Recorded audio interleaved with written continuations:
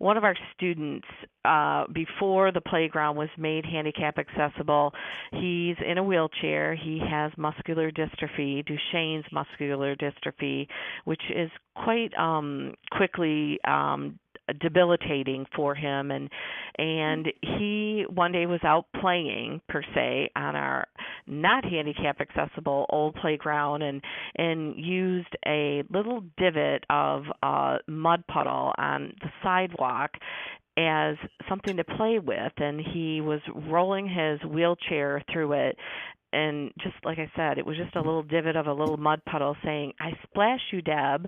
I splash you, Deb." And that was his mode of fun while the rest of his classmates were out playing on the playground. And of course I played around with him, and he wasn't really splashing me because there wasn't much water there to splash. But wow, was that just a trigger for me that everything we're doing is for a good, obviously good cause.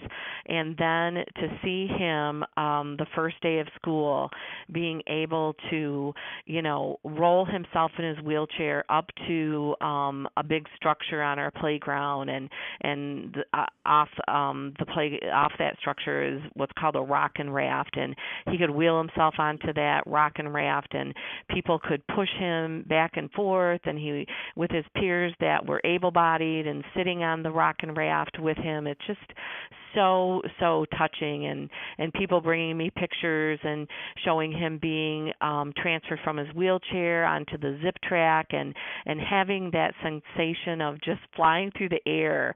I can only imagine. I don't spend my days in a wheelchair, but I can only imagine the sensation and freedom of being able to fly through the air and have your classmates doing it beside you, and you can play right along beside them. That's just so heartwarming, and I've just had so many wonderful stories like that, and awesome pictures shared with me that, I could go on forever, but I know we don't have all that time in the world.